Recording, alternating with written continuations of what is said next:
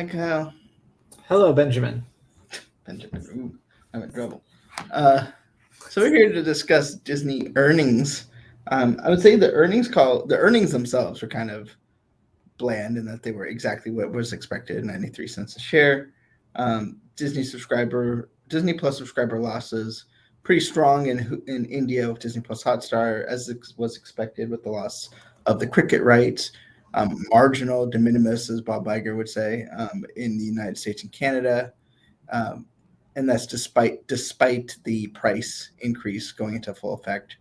Um, so uh, the net result is higher prices, less content spend.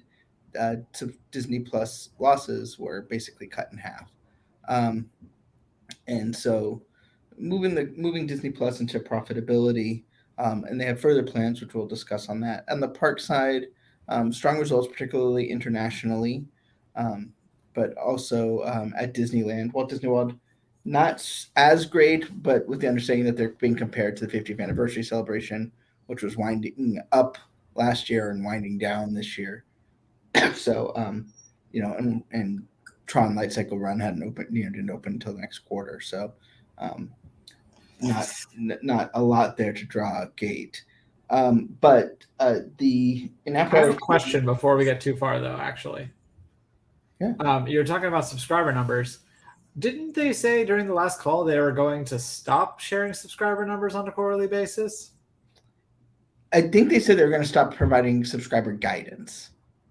So, Okay. in terms of that, where their target was, they're more concerned about profitability guidance. So it's not about the volume as much as the income. But Disney stock down 4% in after hours trading. Obviously, that's just a lot of that is programmatic. It's hard to we'll know tomorrow really what Wall Street thinks. Um, I'm guessing it's mixed in that I mean ideally, right, they would have subscriber growth and price increases. That doesn't seem to be the case. And just looking as a consumer, Disney Plus content has thinned out. In terms of pacing of releases, so not necessarily the most surprising thing. Um, but that's that. Um, but perhaps more interesting were some things about um, what the future of Disney Plus is. One is they're going to be bringing Hulu content, if you're a subscriber to Hulu, to Disney Plus, essentially making Disney Plus like Star, internationally, where Hulu content's under a Star tab. I don't know if there'll be a Hulu. I don't know exactly how it's going to look. Um, you still have to subscribe to both. It's not going to be like Star where it's included. Not only do you have to subscribe to both, but I imagine there's going to be limitations here that are going to make it a deal breaker for me because I have ad supported Hulu and ad free Disney Plus, and I imagine that those aren't going to play nice together. Be interesting to see, right? I mean, in theory, yes, they have the ad platform built into Disney Plus, so you feel like you could just activate it for certain content. But the other part of me knows Disney tech and figures that this is not going to work out. It's funny, they did mention that they're going to be spending less on tech investment. So I don't know if that's a good thing because they're not good at it or a bad thing because they need to be better at it. But any case, Bob Iger a couple months ago, was basically everything's on the table for Hulu. We might sell it, we might buy it. He seems to indicate more that they're, he can't say for sure, but that they do believe that having general entertainment content on Hulu is the way to go. And in fact, he kind of changed his tune. He used to call that undifferentiated content, and now he's calling it general entertainment content, being a little less mean to the non-branded content. Especially, I think, as he sees, there's a limit to how much Marvel and Star Wars content you can make without sort of burning people out. So there has to be something else there to kind of keep it going when you don't have that content. But so there's that. Any thoughts on the Hulu part of it?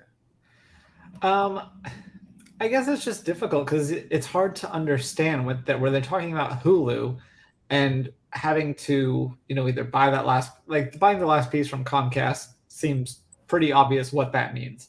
The other way doesn't seem as obvious because when you're talking about Hulu, are you just talking about the name? Are you talking about a percentage of the content? Like, it's hard to know what Comcast would get in a purchase. So part of me is just like, you could just call it Star and have, some of the same content. Obviously, the things you have from other networks and stuff might have to go away, but the things that you create as Hulu originals, those would go with the service, or if they go with the original producer. I mean, I think this is basically saying though that they would, the long-term goal here is to acquire Hulu. I mean, you can't say it, for SEC reasons, but that seems to be where they're headed.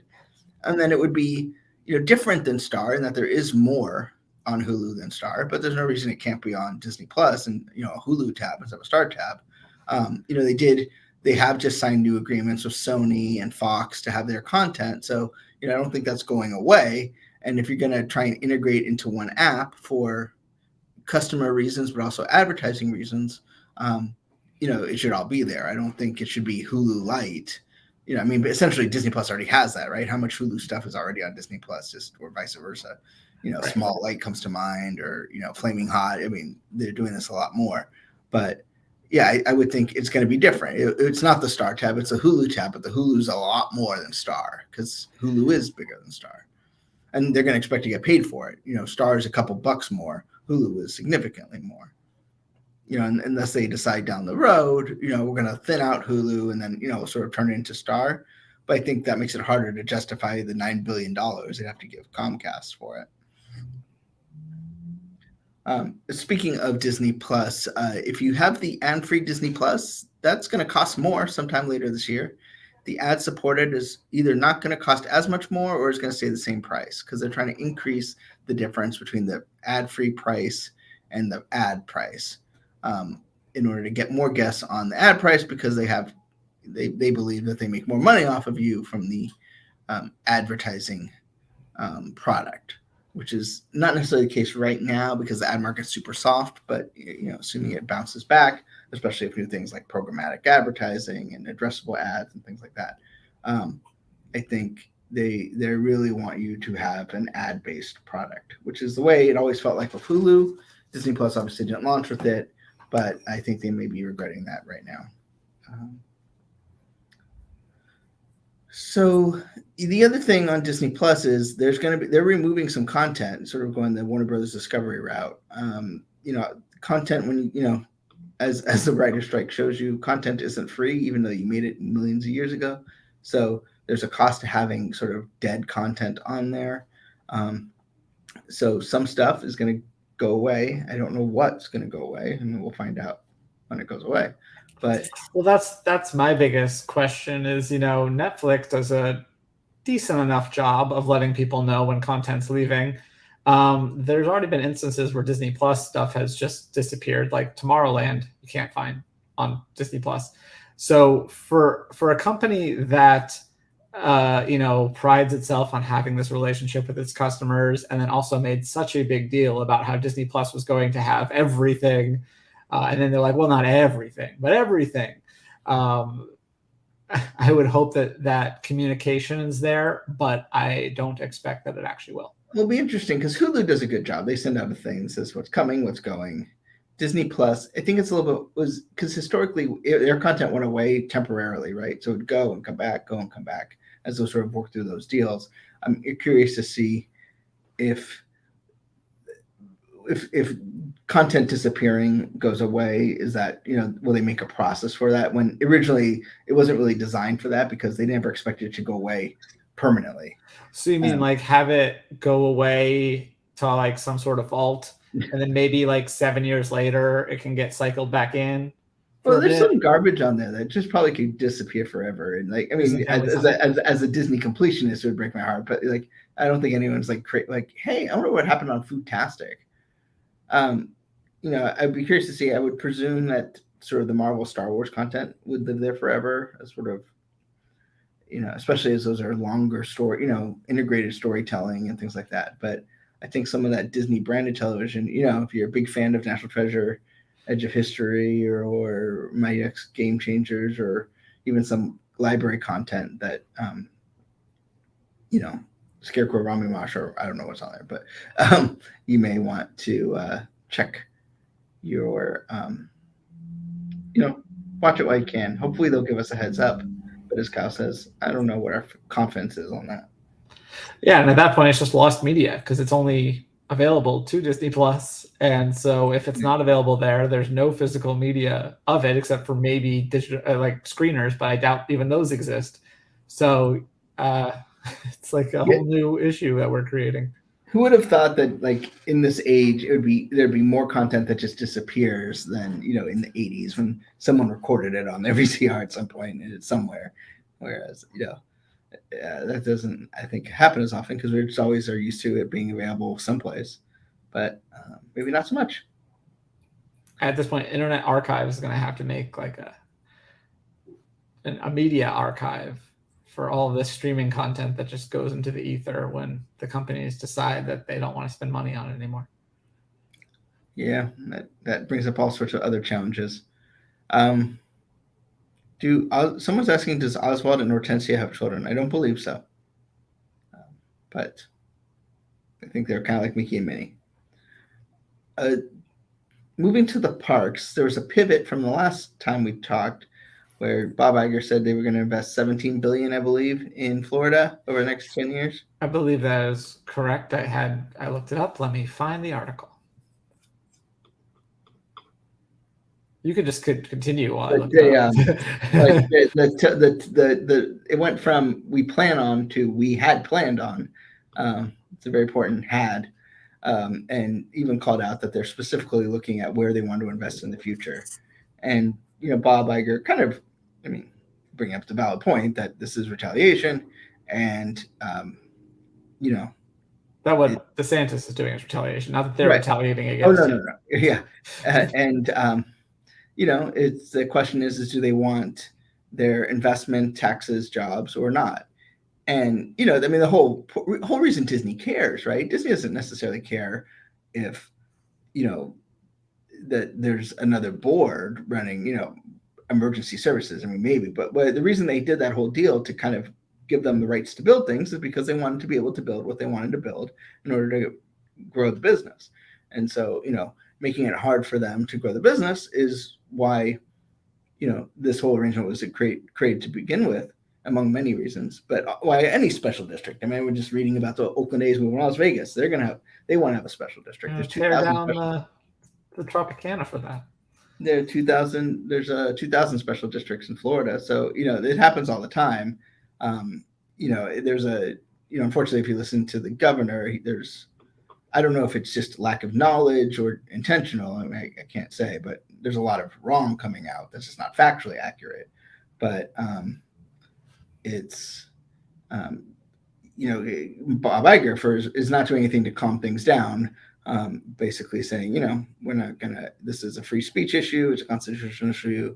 We're gonna continue our lawsuit, and if you don't want our money, fine, we'll do it someplace else. Doesn't mean they're going to close Walt Disney World, but when they choose to, especially with Disneyland Forward moving forward, yeah, sure. Not very quickly. They're having coffee meetings through October at this point. Yeah, well, I think there's you'll probably hear more news about what that's going to look like in the next 6 to 10 months. So I think any investment, there's not going to be no investment because they're going to need to obviously support the Disney World business. But the thought that Disney's going to do some massive expansion right now in Florida is probably on hold until this all gets straightened out. Even just the cost of, the additional cost of having to fight to get it approved, whether, and figuring all this out is harder. So, because, even before there was always permitting through the Reedy Creek District and things like that, which there's no reason to believe they will do anything to be helpful while they're suing each other. So I think we're going to need to wait for this lawsuit, both the federal and the state, kind of depending on which one supersedes each other. Obviously, the constitutional issue is primary, but see how that plays out before they really invest in the parks. It's interesting to see Disney had planned on growing their investment this year in capital expenditures at domestic parks, and actually turned out that they decreased it from 2022. they're spending less. And if you think about it, at Walt Disney World, you have Tiana's Bayou Adventure and the Moana experience at Epcot. That's the only sort of constructing attractions, neither of which I would say are game-changing experiences, are in Florida. And meanwhile, Disneyland, they also have nothing. They also not have any major expansion projects that are currently shovel ready. So they're at a point where they really need to look at where they want to grow. And they keep saying the parks business is a growth business, specifically calling out the cruise line too, with obviously 3 more ships coming in addition to the Wish, with the Treasure coming most next. So it'll be interesting to see. But I think I've been talking about this for a while. I've been waiting for what's the next shoe to drop in terms of park investment. Like what's the future of the parks business now that we're out of COVID? And we really haven't had any major announcements. I mean, I think at Expo people were disappointed with sort of the pedestrian nature of what was announced. There was teases, but I was going to say, well, it turns out that what was behind or what was beyond Big Thunder is red tape. Right. Yeah. And so, I mean, that and the Dinoland experiences, are probably not as front and center of mind as maybe whatever's going to happen at Disneyland at this point.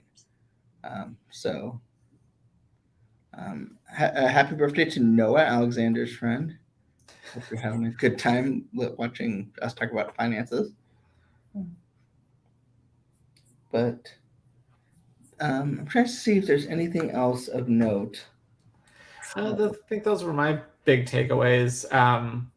Regarding the Disney Plus losing subscribers, as usual, you see 4 million, but most of those are not in the United States. This was, I think, the first time they've lost domestic subscribers. The last one was their first overall loss, but that was completely driven by Hotstar, and then there were slight increases domestically, but this time they did shed 300,000 domestically, which, as we mentioned, was likely the result of the price increase, but then the price increase also brought earnings. They lost 1% of subscribers domestically, but made 20% more.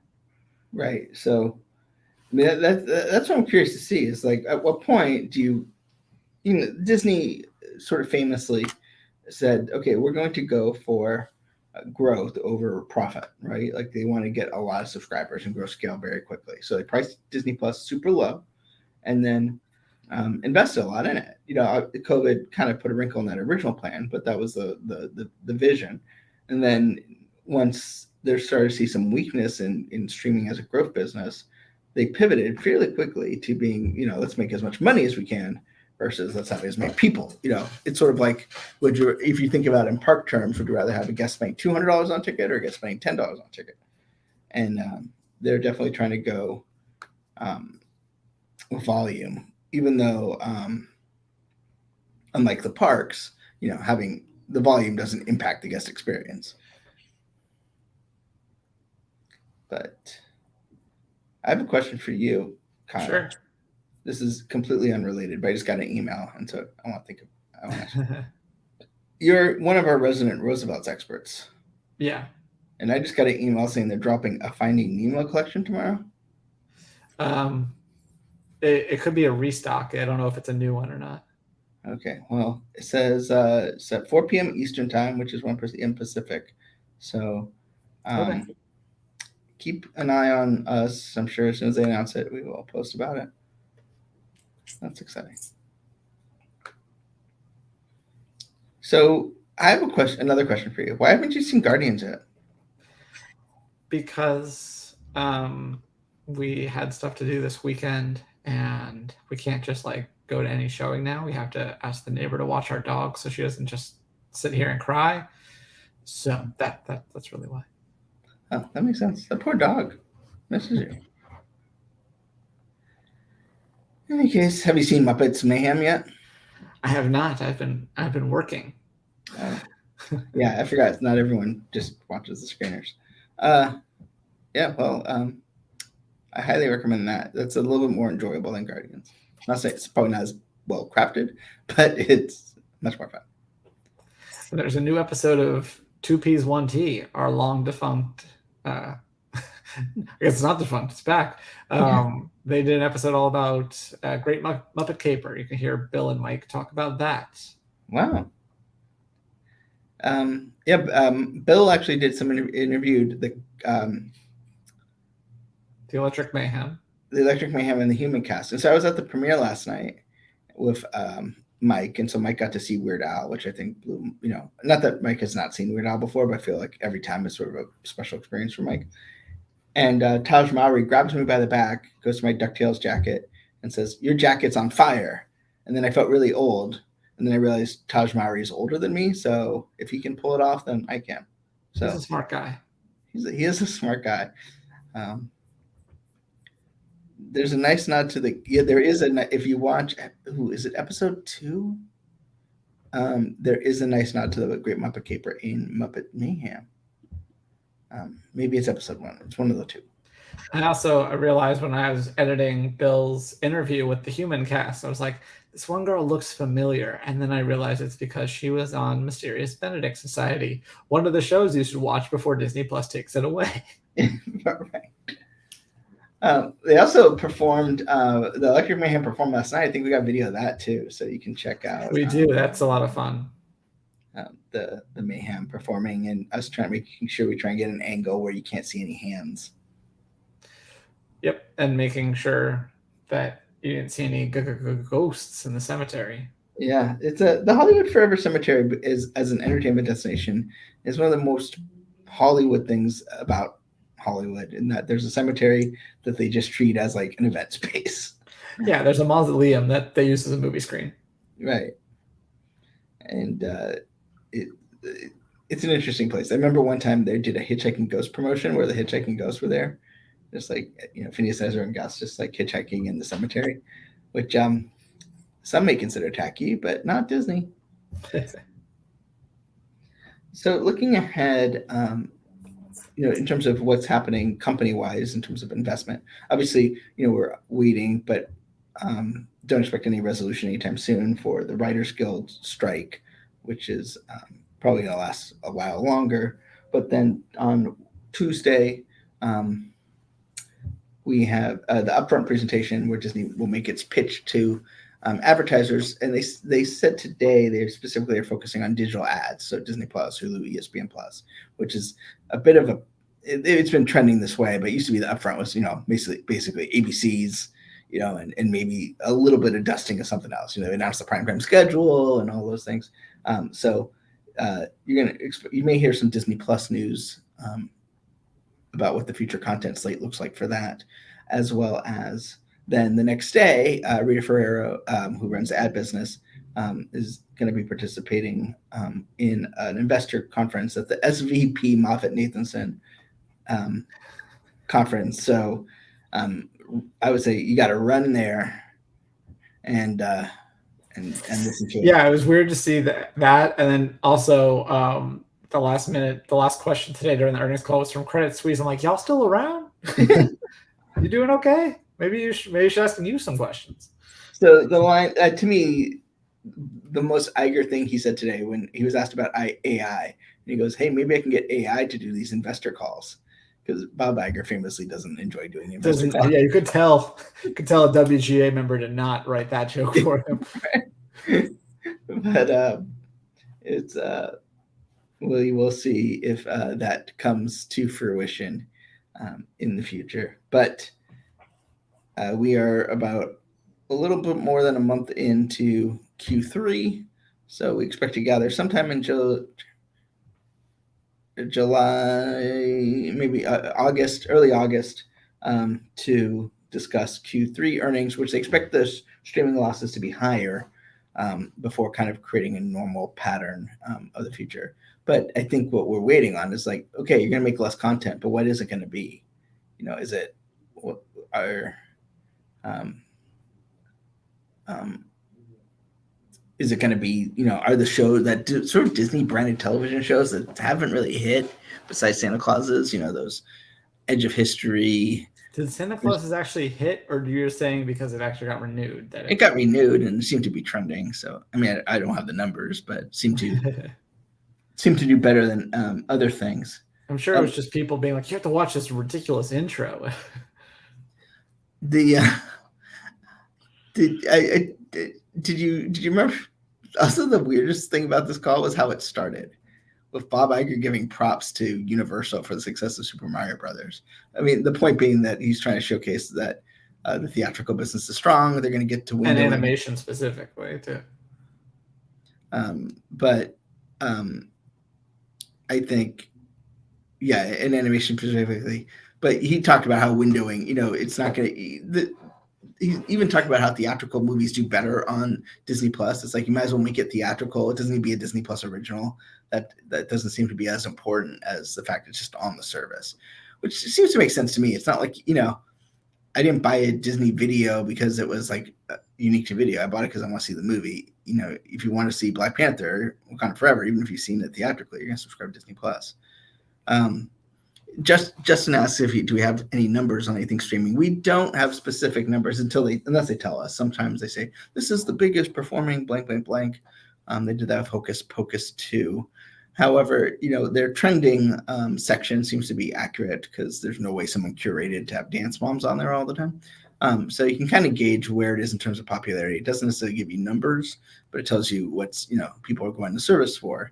It seems like a lot of comfort food. Jessie, Phineas and Ferb, Frozen, things like that. And then in terms of new content, it's Bluey, Mandalorian, and whatever the new Star Wars series and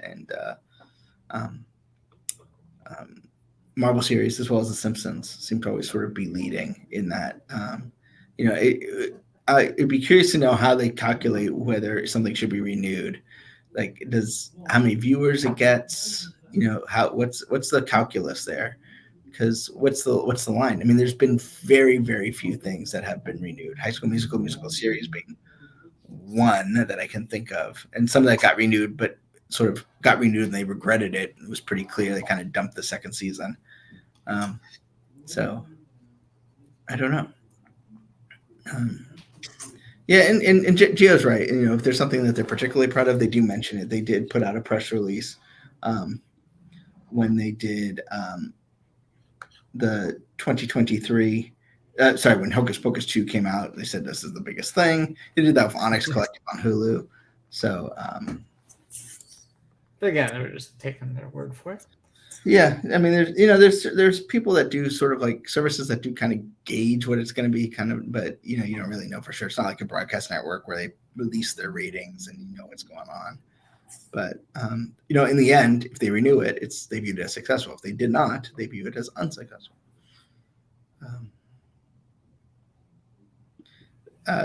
My Sunny Saga says, and also smooth with the whole Hulu Comcast thing on the horizon too. Yes, by putting the pieces together poorly. I mean, I think he's trying to walk that line of he's indicating that it's more likely they're going to be purchasing it than he thought 3 months ago. He said he did take the last couple months to really mull it over and think about it, and he does believe non-branded content on Disney Plus or general entertainment content, however you want to call it, is the right way to go.